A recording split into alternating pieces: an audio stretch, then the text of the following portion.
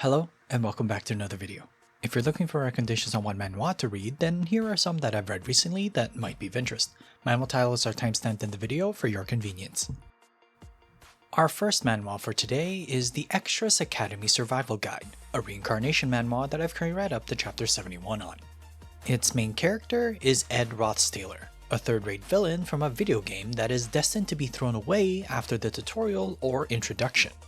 Our version of Ed, though, who took over Ed's body right after he gets thrown out of the dormitory, has memories from his previous life and recognizes that he's now in the world of a game from said life. Now our Ed, who has a lot of knowledge from the game with its various acts and scenes, wants to survive but also try and not affect the original storyline so that the world could be saved. We all know, though, that the butterfly effect of him being reborn as Ed will have quite the repercussions. The story is 7 out of 10. Reincarnating into a universe that you have quite the knowledge of already is not necessarily the most unique. However, the particular motive and approach that this new Ed takes on is. He wants to ensure the original storyline stays intact as much as possible. But he will have to struggle to keep it there, and even then, it might not be able to be kept together. The characters are 9 out of 10. Given the game context that the characters are based off of, like a typical JRPG, there are the main party members, bosses, and various other individuals that are all part of the game's storyline. Each one that seems to have a connection with Ed, though, gets a spotlight and some development as the act that pertains to them is reached, which is honestly quite nice. The art is 8 out of 10. From its rendition of action scenes to the more normal school life moments, there are a variety of art styles to enjoy. Due to its breakdown of acts and chapters, if you would, it helps cement each mini arc together, and that art heavily helps its great delivery. So if you're a fan of reincarnation manhwas that have a main character take over as a third-rate villain similar to Laut of the Count's family from my previous videos, then give the Extras Academy Survival Guide a read when you have the chance. This next manhwa to take a look at is the Duchess's Secret Writing Life, a romance manhwa that I've currently read up to chapter 59 on.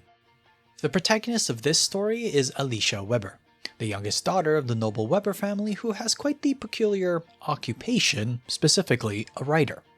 You see, in Alicia's more historical type world, women having the job of a writer isn't common.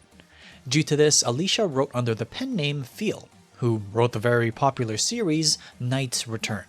Even other nobles read it. One day, after being constantly pestered by her family to actually try and find a husband, who she has her own reservations and expectations about, she meets Duchess Armand, who is similarly a bookworm, to which they agree to a contractual marriage. Alicia wants to keep her writing a secret, but will she be able to keep it as one? The story is 7 out of 10. A cute little premise mixed with a romance tag, and you get the gist of this particular manhwa. While not having the biggest stakes at play, it will satisfy those, at least currently, who want to see two people who make a good match get closer together over time.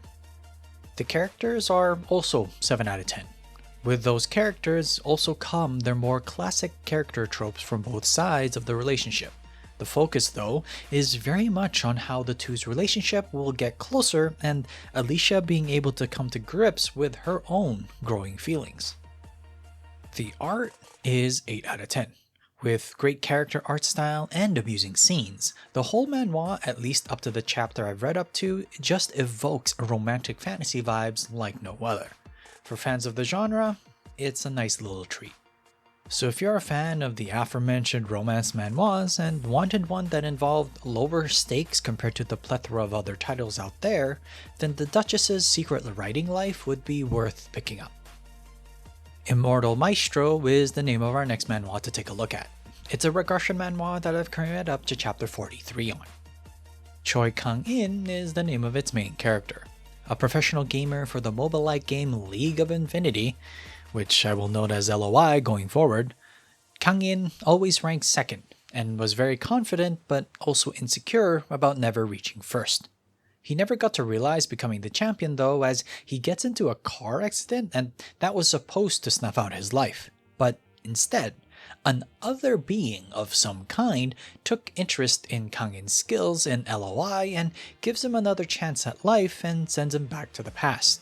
But for a price. Kangin will have to physically participate as a champion himself in otherworld games. Will he be able to achieve what he wants and survive long enough? The story is 6 out of 10.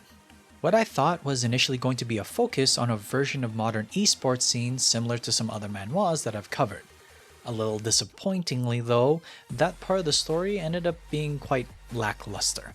But I do see some more potential in the fantasy part that Kangin has to personally participate in. The characters are 7 out of 10. For someone who hasn't won a championship, Kangin is quite the confident person.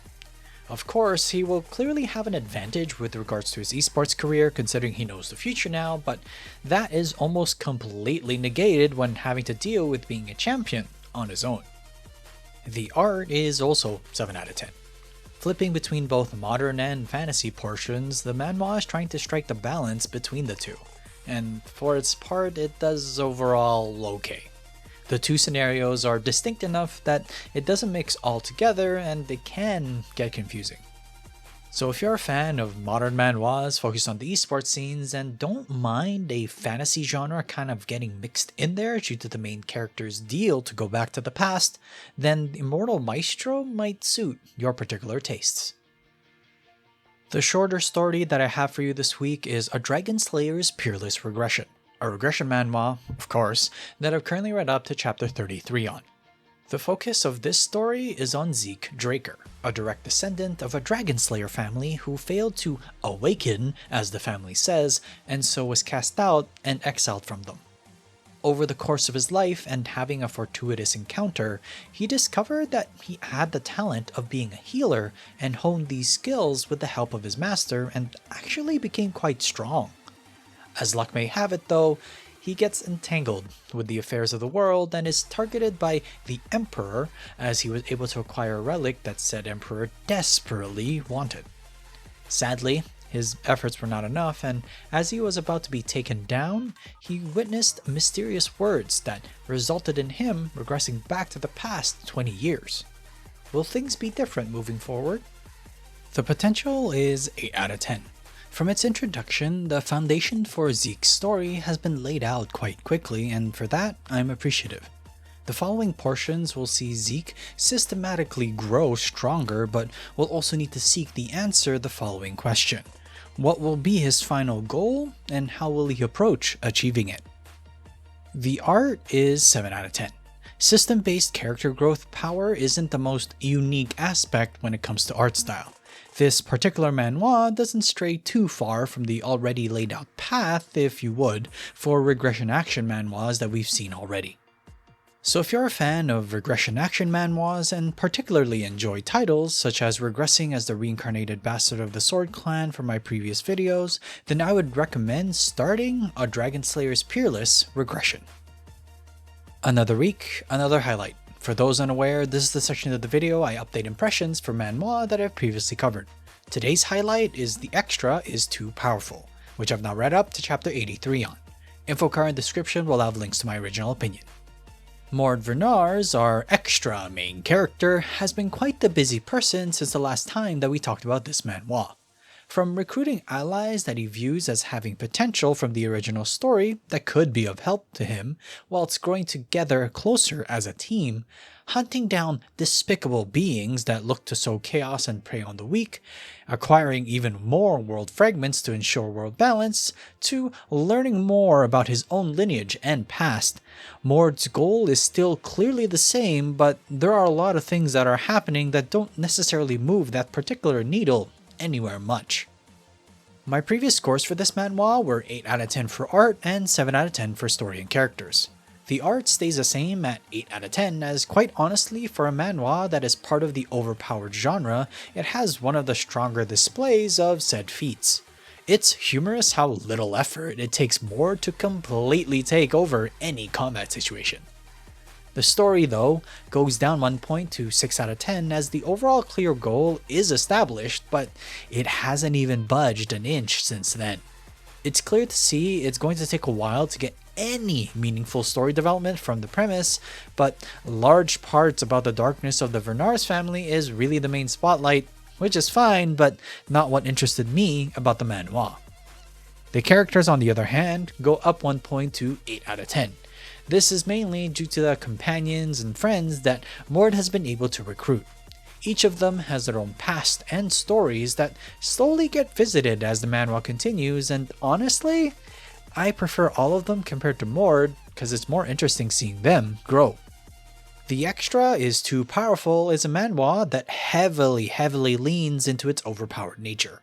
So if you enjoy illustrations of such moments or just a fan of the overpowered genre in general, then make sure to give it a whirl. Would you agree or would you not?